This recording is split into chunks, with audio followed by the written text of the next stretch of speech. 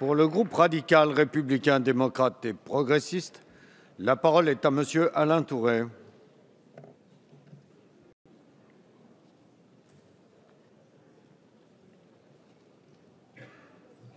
Tu vas bien? Monsieur le Président, Monsieur le Premier ministre, Monsieur le Ministre, je voudrais vous faire part d'une visite que j'ai eue dans ma petite école à Moultes, lundi. Je suis venu pour parler avec les enfants de CM2, pour savoir quelles étaient les explications dont ils avaient besoin. Voici ce que m'a dit une petite fille de 10 ans. Elle m'a dit « Monsieur le maire, est-ce que nous allons vers la Troisième Guerre mondiale ?» Elle m'a dit « Monsieur le maire, j'ai peur, je n'arrive plus à dormir. » Elle m'a dit surtout ceci « Monsieur le maire, que faites-vous pour nous? Que faites-vous pour nous ?» Et il fallait écouter cet enfant. Vous y avez répondu ces derniers jours, vite et rapidement. Votre message, notre message est clair. Il sera entendu par tous les Français. Car qu'est-ce que l'État de droit? L'État de droit, c'est un État qui assure les libertés. Et la première des libertés, c'est la sécurité. L'État de droit, c'est aussi l'État qui assure le contrôle des citoyens, leur capacité de saisir les juridictions de droit commun. En l'espèce, la juridiction de droit commun, c'est le référé liberté. L'État de droit, c'est aussi le contrôle parlementaire. Le pouvoir législatif doit être d'autant plus fort que le pouvoir exécutif voit ses prérogatives renforcées. Il ne peut pas y avoir de liberté sans contrôle. Et je n'oublierai jamais les propos d'Alain, le citoyen, le radical, qui dit aussi le citoyen, c'est aussi le citoyen contre les pouvoirs. L'état de droit, Monsieur le Premier ministre, c'est l'état de nécessité en démocratie. Cet état de nécessité en démocratie, la Constitution de 1958 n'en parle que très peu ou fort mal.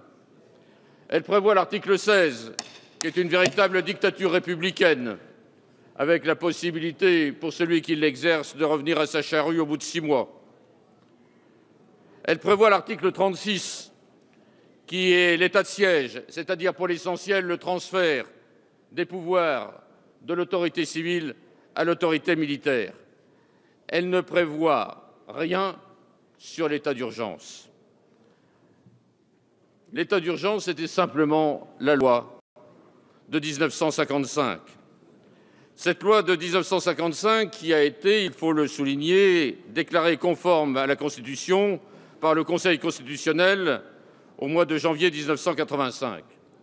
Mais chacun comprend bien que 1955, ce n'est pas 2015, et qu'il fallait la toiletter, la réformer, la renforcer. Cela a été fait sur l'assignation à domicile, cela a été fait sur les perquisitions, cela a été fait aussi sur le droit de la presse, puisque nous renforçons la liberté de la presse en nous éloignant de ce qui avait été prévu dans la loi de 1955, mais nous ne nous attaquons pas à l'une des sources du mal qui est celui de la contagion par Internet. Cette loi, c'est également la dissolution des organisations de droit et de fait qui comportent un danger pour la République.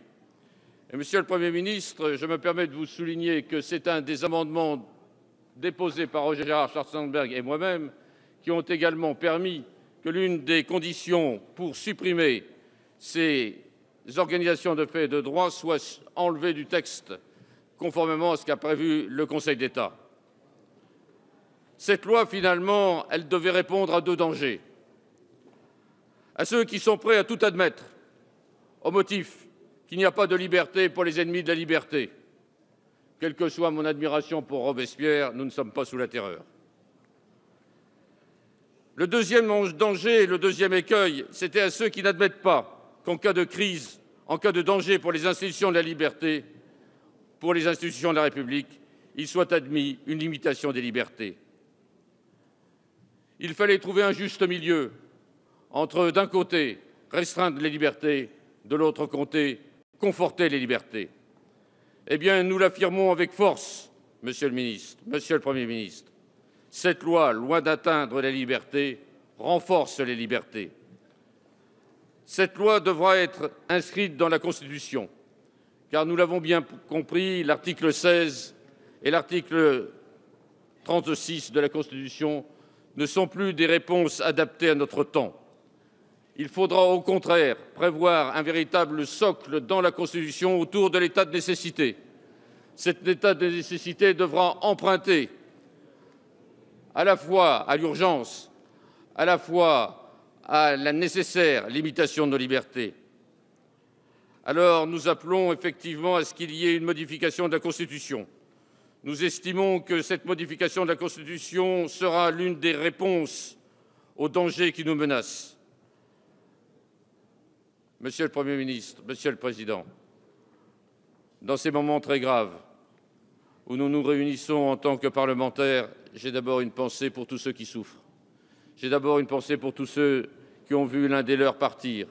J'ai d'abord une pensée pour tous ceux qui sont ainsi morts pour que vive la République. Alors les radicaux soutiendront cette loi républicaine. Merci, Monsieur Touré.